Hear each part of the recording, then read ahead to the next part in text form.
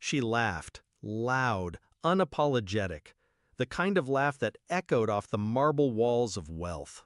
"I mean, come on," she said, swirling her glass like she owned the room. "He's just a secretary." 50 pairs of eyes turned to me, some amused, some pitying, some already forgetting I existed. Her fiancé, a tall, smooth-suited billionaire with a shark's smile, raised an eyebrow. "And what do you actually do?" he asked, his voice soaked in condescension. "Really?" I looked at him, then at her. Her smirk curled, confident. I smiled, just once, and said 2 words: forensics intelligence. The room didn't gasp, it stopped breathing.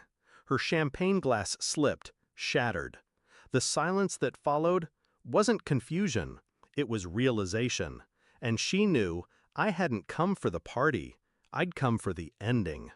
She left me 3 years ago, not with a fight, not with closure, just a note. I need more. And then she was gone.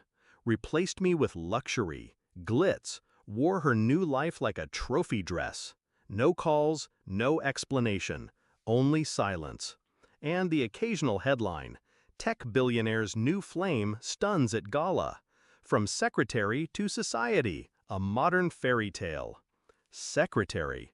She always said it like a punchline, because I didn't wear a tailored suit, because I didn't build apps or ride private jets. But she never asked what I actually did. She just assumed I kept schedules. That's what made her dangerous. Her confidence in false narratives, her gift for making lies feel like truth. And I let her think it, because I needed her to speak freely. I needed her to believe she'd won. I started collecting after the divorce. Emails, transactions, private messages she thought disappeared. You see, I work with digital trails. Deleted doesn't mean gone. Encrypted doesn't mean safe. The day she served me with divorce papers, I mirrored her phone, cloned her cloud. She never knew. And what I found wasn't just betrayal, it was coordination. She hadn't left me for love, she'd left me for leverage. She used our marriage to gather intel, names, contracts, blackmail material, sold it to her new fiancé's competitors. She was his lover and his liability. But she thought I was just the forgotten man in the shadows, the footnote, the nobody. That's the thing about secrets. They feel safe when they're buried under arrogance. But I was patient, methodical, and I built a dossier with teeth. I traced the wire transfers, found the offshore accounts, linked her burner phones to VPN masks. She left breadcrumbs like lipstick on a collar, bold, sloppy. And I wasn't the only one watching.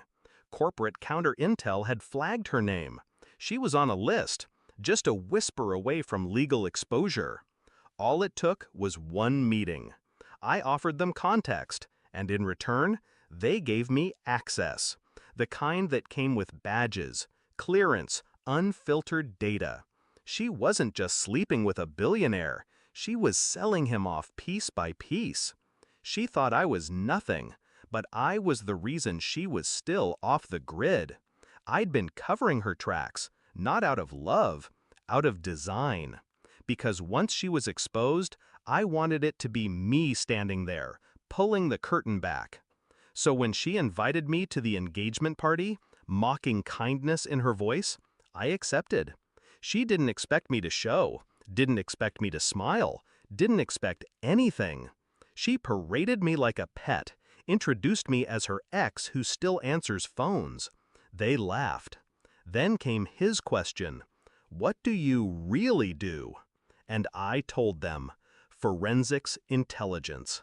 I watched his pupils contract. He stepped back half an inch. I handed him an envelope. Slim, white, sealed. "Open that when she's not looking," I said. "Or don't. Either way, you'll find out." Then I turned to her. She was pale now, the exact color of a lie about to be caught. She whispered, "You wouldn't." I leaned close. I already did. I left before the fallout. Didn't need to see it.